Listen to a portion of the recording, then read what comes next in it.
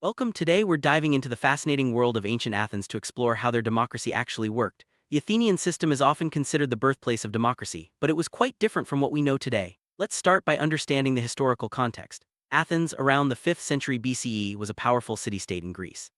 Its citizens prided themselves on their unique form of government where free male citizens had the right to participate directly in political decisions. But how did this system function in practice? Let's find out together as we journey through the key elements of Athenian democracy. Athenian democracy, not everyone had the right to participate. Only adult male citizens born to Athenian parents could take part in the political process. Women, slaves, foreigners, and children were excluded. This meant that out of a population of hundreds of thousands, only about 30,000 to 40,000 people could actually vote or hold office. This exclusivity shaped the way decisions were made and who had influence in society. Understanding who was included and who was left out is essential to grasping the true nature of Athenian democracy. Heart of Athenian democracy was the assembly, or ecclesia. This was an open meeting where any eligible citizen could attend, speak, and vote on important issues. The assembly met around 40 times a year on the Phoenix Hill, discussing matters like war, foreign policy, and laws. Decisions were made by a simple majority vote, and every citizen had the right to voice their opinion. This direct participation was a hallmark of the Athenian system, setting it apart from modern representative democracies.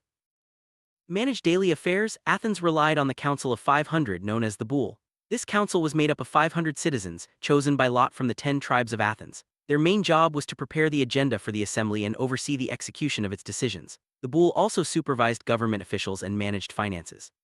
By rotating membership every year, Athens ensured that many citizens had the chance to participate in governance, reducing the risk of corruption and concentration of power. Unique feature of Athenian democracy was the use of lotteries to select most public officials. This process, called sortition, was designed to promote fairness and prevent powerful families from dominating politics. Any eligible citizen could have their name drawn to serve in various roles, from council members to jurors. This method reflected the Athenian belief in equality among citizens, at least for those who qualified as citizens. Magistrates or archons were officials responsible for various aspects of public life, such as religious ceremonies, legal matters, and military affairs. Most magistrates were chosen by lottery and served for 1 year. Some specialized positions like generals were elected due to the expertise required. This system balanced the need for skilled leadership with the democratic principle of broad participation. Justice in Athens was handled by large juries, sometimes numbering hundreds of citizens.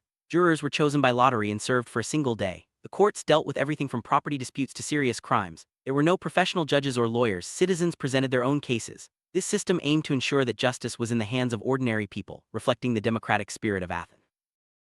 Like modern democracies, Athenian democracy was direct. Citizens didn't elect representatives to make decisions for them. Instead, they gathered in person to debate and vote on laws and policies. This required a high level of civic engagement and was only possible because the group of eligible citizens was relatively small. Direct participation was seen as both a right and a duty for Athenian citizens.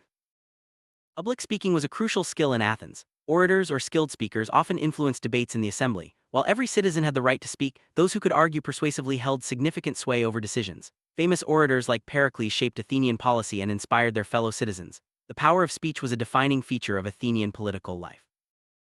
Athenians had a unique way to protect their democracy: ostracism. Once a year, citizens could vote to exile someone they believed was becoming too powerful or dangerous to the state. If a person received enough votes, they were banished from Athens for 10 years. Ostracism was a tool to prevent tyranny and maintain balance in society, though it was not used frequently.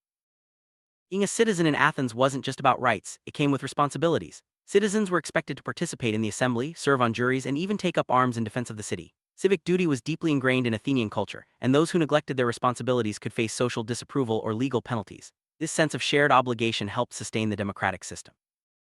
Despite its democratic ideals, Athens excluded women from political life. Women could not vote, hold office, or participate in the assembly. Their roles were largely confined to the household and religious activities. This exclusion highlights the limitations of Athenian democracy and reminds us that equality was far from universal in ancient Athens. Slaves and foreigners, known as metics, also had no political rights in Athens. Slaves performed much of the labor that kept the city running, while metics could live and work in Athens but were barred from citizenship. This reliance on non-citizens for economic support was another contradiction in the Athenian democratic system. Athenian citizens were divided into 10 tribes, each representing different regions of the city-state. These tribes played a key role in organizing political life, from selecting council members to forming military units. The tribal system helped ensure broad participation and prevented any single group from dominating the government. To encourage participation, Athens introduced payments for citizens who attended the assembly or served as jurors. This allowed even poorer citizens to take part in political life without financial hardship.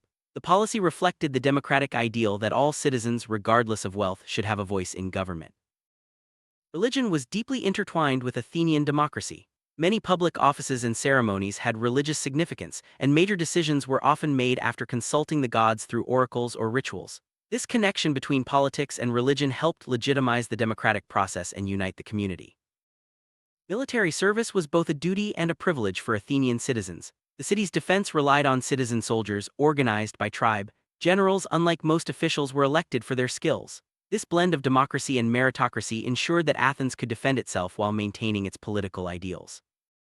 Athens was famous for its grand public works and festivals. These projects, like building the Parthenon, were funded by the state and provided jobs for citizens. Festivals, often religious, brought the community together and reinforced civic identity. Public works and celebrations were both a product and a symbol of the democratic system. Education in Athens focused on preparing young men for citizenship. Boys learned reading, writing, music, and physical training, as well as rhetoric and philosophy. This education aimed to create well-rounded citizens capable of participating in public life and making informed decisions in the assembly. While Athens is celebrated for inventing democracy, its system had significant limitations. Only a minority could participate and many groups were excluded. Decisions could be swayed by persuasive speakers or the mood of the crowd. Despite these flaws, Athenian democracy was a groundbreaking experiment in self-government. Modern democracies are largely representative, meaning citizens elect officials to make decisions for them. In contrast, Athenian democracy was direct, with citizens voting on every issue. Today, universal suffrage is the norm, while Athens limited participation to a select group. Despite these differences, the Athenian model inspired later democratic systems. Pericles was one of the most influential leaders in Athenian history. As a skilled orator and statesman, he championed democracy and oversaw the city's golden age. Under his leadership, Athens flourished culturally and politically, and the democratic system reached its peak. Pericles' legacy is still remembered as a symbol of democratic ideals. Cleisthenes is often called the father of Athenian democracy. He introduced reforms that broke the power of aristocratic families and reorganized citizens into tribes. His changes laid the foundation for the democratic system, making participation more accessible and fair.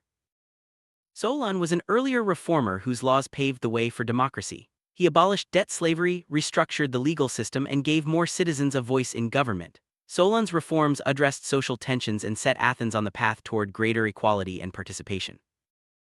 Ephialtes was another key figure who strengthened democracy by reducing the power of the aristocratic council, the Areopagus. His reforms transferred authority to the assembly and the popular courts, making the system more democratic and less dominated by elites.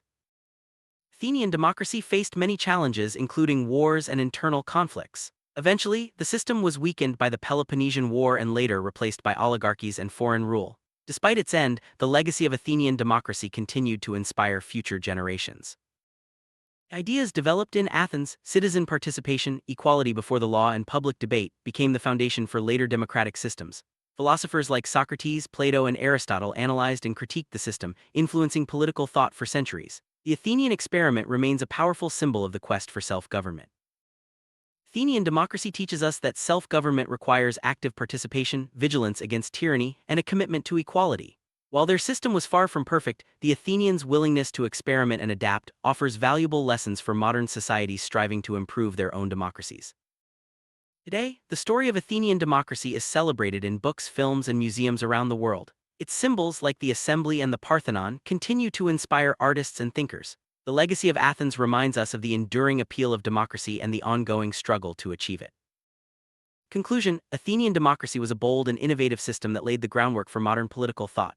While it had its flaws and limitations, its emphasis on citizen participation and debate changed the course of history. By studying how Athenian democracy worked, we gain a deeper appreciation for the values and challenges of self-government, lessons that remain relevant in our world today.